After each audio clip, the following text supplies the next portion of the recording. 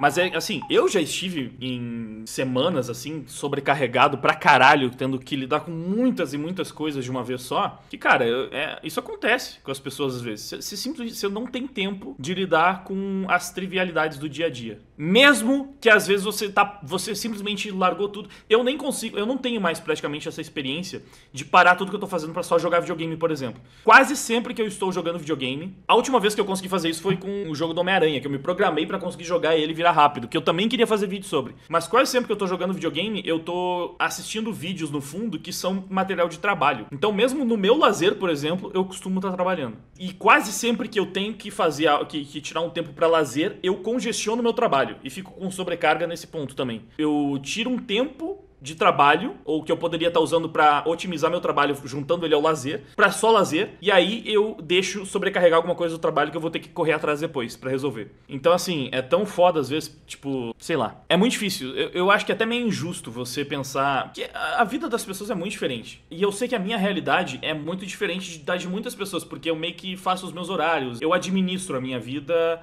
decido quando que eu vou trabalhar, quando eu vou fazer isso ou aquilo. E parte do meu trabalho é consumir conteúdo. É estar a par de coisas que estão acontecendo. Por que foi difícil, ou é difícil, fazer aquela cobertura dos Twitter Files? Porque eu tive que ler coisa pra caralho todo dia pra tentar ficar o mais atualizado possível sobre tudo que estava acontecendo pra conseguir sintetizar as informações e levar pro público. E isso demanda muito tempo, cara. Tentando me desdobrar em vários pra conseguir fazer isso ao mesmo tempo que trabalhava em outras coisas também. Mas tem gente que, por exemplo, tem horário pra entrar pro trabalho e pra sair do trabalho e não leva trabalho pra casa. Talvez seja a realidade de poucas pessoas, mas algumas pessoas trabalham assim. Ela tem horário pra entrar, horário pra sair, e o trabalho dela fica só no trabalho. Quando ela chega em casa, o resto do tempo que ela tem é para as interações sociais e pro lazer e pro descanso. Ela tem mais delimitado a hora que ela tem que trabalhar e a hora que ela tem pra viver, digamos assim. Quando você faz os seus próprios horários, as coisas se misturam. É uma loucura, mano. É o que acontece comigo. É difícil de falar quando que eu tô trabalhando e quando que eu não estou. Quando que eu tô, tipo, à toa. Porque, no meu caso, às vezes, estar no Instagram é estar trabalhando. Porque eu tô respondendo mensagens, eu tô vendo o conteúdo que o pessoal me mandou, eu tô selecionando o conteúdo que eu posso reagir, que eu posso transformar em vídeo. Eu não tô só no Instagram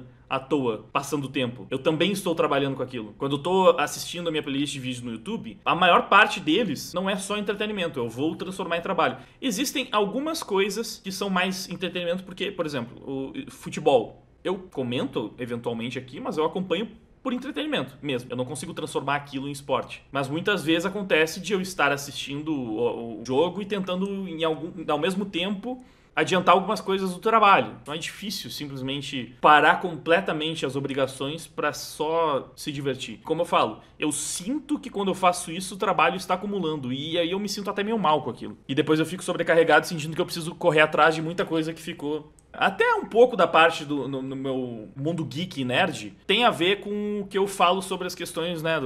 Quando eu vou participar da Liga Nerdola, quando eu vou falar sobre esses assuntos Nerdola, ou até falar sobre como a cultura, né, a cultura pop está sendo contaminada pela ideologia identitária, tudo isso vai se misturando. Eu tô consumindo um entretenimento que eu gosto, mas ao mesmo tempo aquela informação vai ser útil pra mim, pro meu trabalho e pro conteúdo que eu produzo. Todo mundo sofre pelo menos um pouco disso. Eu acredito, mas assim, eu acho que não é questão de criador de conteúdo, porque eu acho que nem todo criador de conteúdo passa por isso, mas o meu conteúdo meio que contamina a minha vida inteira. Porque se eu falo de notícias, mano, sei lá, a política, notícia e entretenimento, é que tudo que eu consumo eu meio que transformo no meu conteúdo, né? É realmente assim, praticamente só esporte que não. E eu já pensei em ter canal de esporte, tá?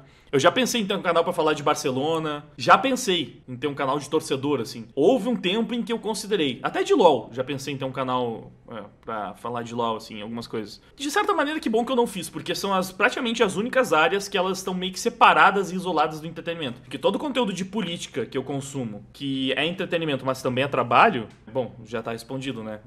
Também se aplica ao meu trabalho. Eu não estou consumindo só porque eu gosto, mas também gosto. Isso é bom e ruim, porque o meu trabalho é muito mais prazeroso, né? Já que eu trabalho com o que eu gosto. Mas ao mesmo tempo é ruim porque eu meio que não desligo nunca.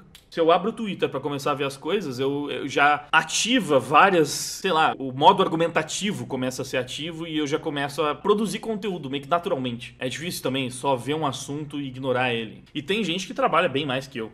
É impressionante.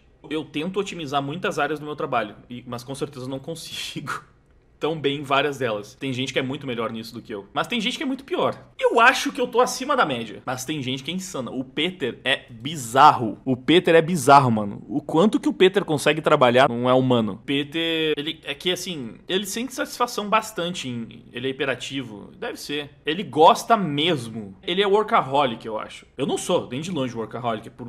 Eu tento ser prático, eficiente. Justamente porque faz parte da minha vida, eu tenho que fazer. Ele gosta muito de trabalhar. E trabalha pra caralho. É surreal. Ele tem uma equipe gigante, cara, mas o tanto de trabalho que ele faz, mesmo tendo uma equipe gigante, é surreal, tá? Não dá pra desmerecer o Peter nem um segundo. O Peter trabalha muito mais do que eu e do que você, tá? Eu vou falar isso mesmo sem te conhecer, porque assim, cara, é muito difícil competir com ele. O Peter trabalha muito, e eu conheço muitos criadores de conteúdo, então, tipo, desde os super produtivos até os que tem muitos problemas pra produzir. E é muito mais comum você encontrar os que têm problemas pra produzir do que os super produtivos. Só lembrem que o Ian Neves, que eu acho que só faz live, eu nem sei que... Mas assim, o Ian Neves não deve trabalhar 10% do que o Peter trabalha. Ele ficou com burnout. É meio ridículo o caso do Ian Neves, porque assim, eu já tive meio que um burnout, tá? Foi na época que eu peguei o trabalho do canal pra ser o meu trabalho principal. Eu decidi focar e investir tudo que eu tinha naquilo pra ver se funcionava. Aquele foi um ano que eu trabalhei tipo o Peter. Eu fazia tudo. Na verdade, assim, talvez eu possa dizer que naquele ano eu trabalhei mais do que o Peter, porque eu fazia tudo. O Peter, ele tem uma equipe, então ele, obviamente, ele não cuida da edição, nem de todos os roteiros, nem de muita coisa. Mas ele ainda faz muita coisa, porque ele ainda é o rosto de muitos dos canais dele, né? Mas eu fazia tudo. Eu fazia roteiro, eu fazia gravação, eu fazia edição, eu fazia pesquisa, eu fazia thumbnail, eu organizava. Eu realmente passei um ano inteiro fazendo tudo no canal, com uma frequência boa, tipo uma frequência de 4 a 5 vídeos por semana. Foi um ano muito desgastante, pesado, trabalhoso. Aquele ano eu me puxei muito, consegui fazer o canal virar meu trabalho principal. Valeu a pena depois, consegui contratar um editor e aí minha vida mudou pra caralho. Mas assim, tava chegando lá pro final do ano, eu tava mentalmente destruído. Eu não aguentava mais. Todo o processo começa a ficar pesado. E aí tem aquela parada do mental, é porque eu já falei isso algumas vezes, mas quando eu, por exemplo, eu fazia muita análise de anime. Assistir anime me cansava. Não era assistir anime. A ideia de assistir um anime já me gerava cansaço. Porque eu já tava tão desgastado que eu começava sempre a antecipar tudo. Caralho, eu vou ter que assistir esse anime, daí eu vou ter que escrever um roteiro em cima desse episódio que eu tô assistindo, e aí depois eu vou ter que gravar todo o roteiro que eu escrevi, e depois eu vou ter que editar tudo isso pra programar o lançamento e publicar. Então, antes de começar o processo, eu já começava a ver todo ele lá na frente, já ficava cansado. Antes de começar, eu já tava cansado. De tão saturado que eu tava de tudo. Tipo, eu não aguentava mais ver um software de edição na minha frente. Porque quando eu chegava na parte de editar, eu já tava exausto de todo o processo anterior. Eu agora comecei a editar esses vídeos esse mês eu trabalhei bastante na edição, por mais que sejam edições bem simples, mas fazia muito tempo que eu não pegava tanta coisa pra editar como eu peguei nesse mês, e eu consigo lidar mais tranquilamente, porque já faz muito tempo que eu passei por isso. Tu tem que rever a história umas 3 ou 4 vezes, é um saco. Sim, mano, é muito foda. Nossa...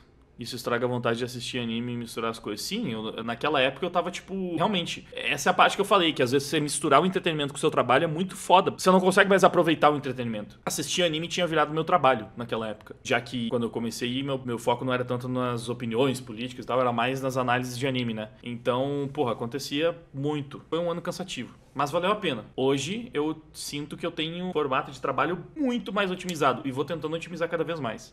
Ver assistindo, ver fazendo roteiro, voltar, ver a parte de novo, ver editando. Sim, basicamente. Fora que, quando você pega um vídeo de outra pessoa pra editar, que é o Fábio, hoje em dia, talvez consiga falar um pouco melhor disso. Eu não sei como que ele se sente. Seria até legal se ele tivesse aqui pra dar a opinião dele sobre isso. Mas, você pegar o vídeo de outra pessoa pra editar, eu acho que é um pouco mais leve, porque sua parte é só aquela da edição. Você não tem o cansaço anterior de fazer a pesquisa, reunir o conteúdo e gravar. Tem uma facilidade de editar o seu próprio vídeo que você meio que já sabe onde que você errou e aí você, né, algumas partes ficam mais fáceis.